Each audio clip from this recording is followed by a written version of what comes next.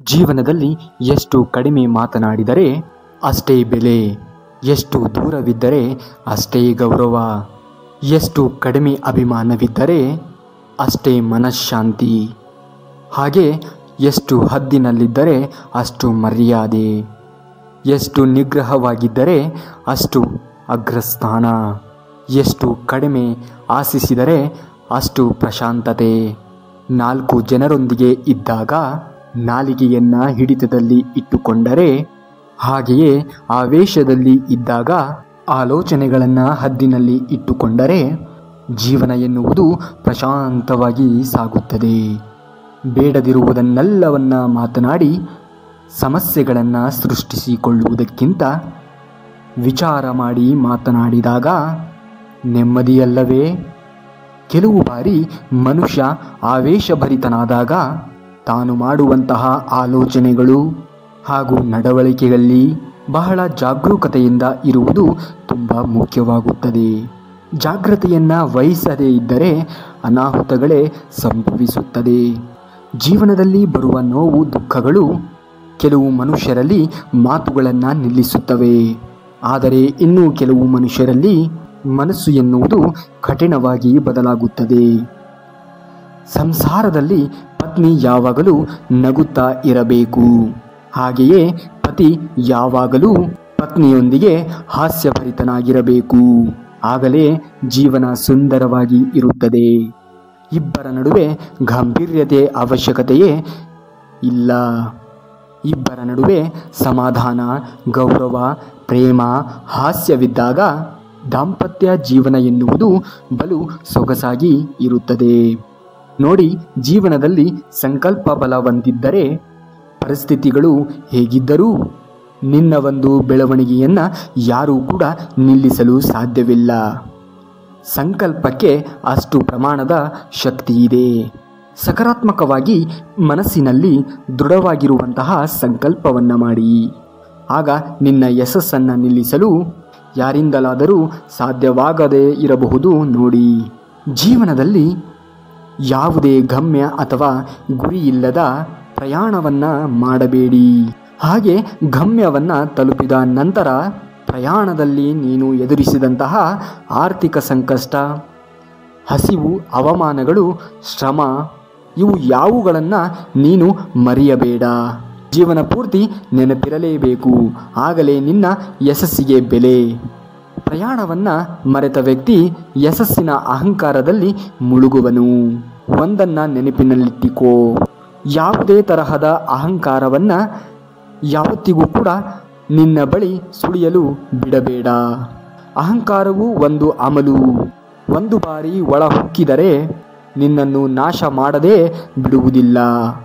ಇತರರ ಕಷ್ಟಗಳನ್ನು ತೀರಿಸುವಂತಹ ಸಾಮರ್ಥ್ಯತೆ ನಿನ್ನಲ್ಲಿ ಇಲ್ಲದಿದ್ದರೂ ಇತರರಿಗೆ ಧೈರ್ಯ ಹೇಳುವ ಮನಸ್ಸು ನಿನ್ನಲ್ಲಿ ಇದ್ದರೆ ಅಷ್ಟೇ ಸಾಕು. ಅದು ಅವರಿಗೆ ಎಷ್ಟೋ ಬಲವನ್ನು ನೀಡುತ್ತದೆ. ಜೀವನ ಎನ್ನುವುದೇ ಹಾಗೆ. ಕಾಲ ನಿನಗೆ ಅತ್ಯಂತ ಉತ್ತಮವಾದ ಗುರುಗಳು. ಸಮಯವನ್ನು ಯಾವ ರೀತಿ ಉಪಯೋಗಿಸಬೇಕು ಅನ್ನುವುದನ್ನು ಜೀವನ ಹೇಳಿಕೊಡುತ್ತದೆ. ಹಾಗೆ ಜೀವನದಲ್ಲಿ ಎಷ್ಟು ಅಮೂಲ್ಯವಾದದ್ದು ಎಂದು ಕಾಲವು ಹೇಳುತ್ತದೆ. ನಿನ್ನ ಜೀವನದಲ್ಲಿ ಈ ಕ್ಷಣವು ಕಷ್ಟಕರವಾಗಿದೆ ಮತ್ತು ಈ ಸಮಯವು ಕೆಡುಕಾಗಿದೆ ಅಂದರೆ ಸ್ವಲ್ಪ ಸಹನೆ ಇರಲಿ, ತಾಳ್ಮೆ ಇರಲಿ. ದುಡುಕಿ ಯಾವುದೇ ರೀತಿಯ ನಿರ್ಧಾರವನ್ನು ತೆಗೆದುಕೊಳ್ಳಬೇಡ. ಆ ಸಮಯದಲ್ಲಿ ಎಲ್ಲ ನಿರ್ಧಾರಗಳು ತಪ್ಪಾಗುವ ಸಂಭವವೇ ಹೆಚ್ಚಾಗಿರುತ್ತದೆ. ಏಕೆಂದರೆ ಅವೆಲ್ಲವೂ ಕೂಡ ಆವೇಶದಿಂದ ಕೂಡಿದಂತಹ ನಿರ್ಧಾರಗಳೇ ಆಗಿರುತ್ತವೆ. ಕಷ್ಟದ ಸಮಯದಲ್ಲಿ ಬೇಕಾಗಿರುವುದು ದೃಢವಾದ ಸಹನೆ, ತಾಳ್ಮೆ. ನನಗೆ ಅರ್ಥವಾಗುತ್ತದೆ. ಆ ಒಂದು ಸಂದರ್ಭದಲ್ಲಿ ಸಹನೆಯಿಂದ ಇರುವುದು ಒಂದು ರೀತಿಯ ತಪಸ್ಸೇ ಸರಿ. ಆದರೂ ಕೂಡ ಅದು ಅನಿವಾರ್ಯವಲ್ಲವೇ? ಮನಸ್ಸಿಗೆ ತಿಳಿಯಪಡಿಸಿ. ಬರುವಂತಹ ನಕಾರಾತ್ಮಕ ಯೋಚನೆಗಳಿಗೆ ಕಡಿವಾಣ ಹಾಕಿ.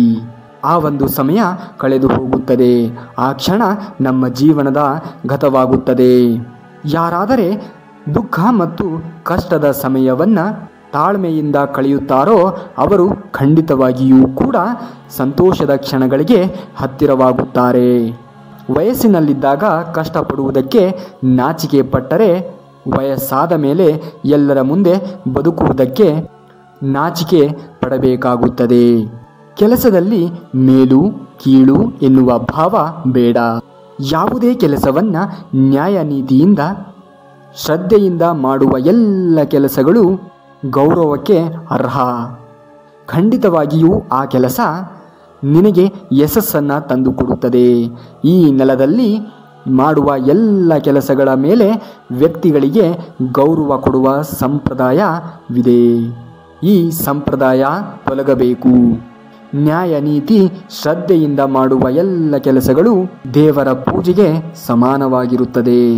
ಯಾರಾದರೆ ಎಲ್ಲ ಕೆಲಸಗಳನ್ನು ಗೌರವಿಸುತ್ತಾರೆಯೋ ಆ ವ್ಯಕ್ತಿ ದೇವರ ಮೆಚ್ಚುಗೆಗೆ ಕೂಡ ಪಾತ್ರರಾಗುತ್ತಾರೆ.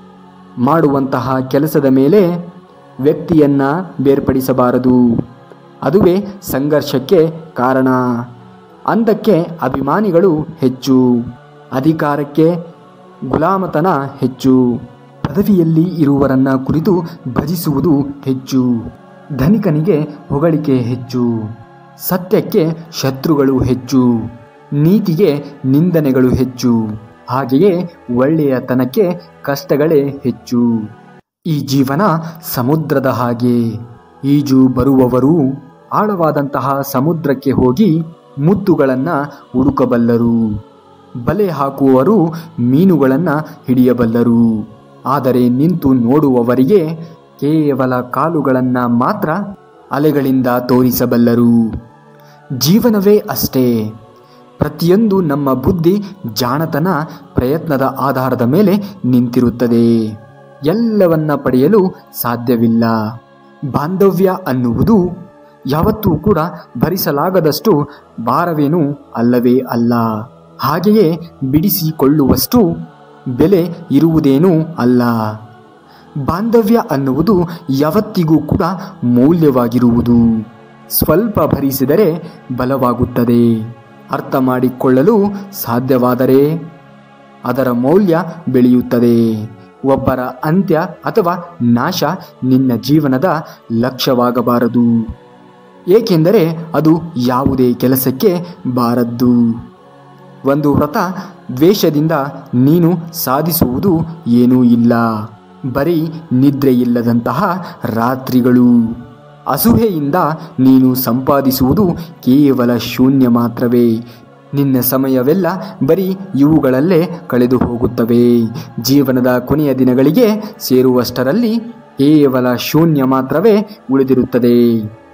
ಧೈರ್ಯದಿಂದ ಇರಿ, ಶಾಂತಿಯಿಂದ ಇರಿ, ಸಮಾಧಾನದಿಂದ ಇರಿ. ಖಂಡಿತವಾಗಿಯೂ ಕೂಡ ಎಲ್ಲವೂ ಒಳ್ಳೆಯದೇ ಆಗುತ್ತದೆ. ಇನ್ನು ಹೆಚ್ಚಿನ ವಿಡಿಯೋಗಳಿಗಾಗಿ ನಮ್ಮ ಚಾನಲ್ನ ಸಬ್ಸ್ಕ್ರೈಬ್ ಮಾಡ್ಕೊಳ್ಳಿ ಅಂತೇಳಿ ಹೇಳ್ತಾ ಮುಂದಿನ ವಿಡಿಯೋದಲ್ಲಿ ಸಿಗುವವರೆಗೂ ಧನ್ಯವಾದ. ಕರುನಾಡಿಗೆ.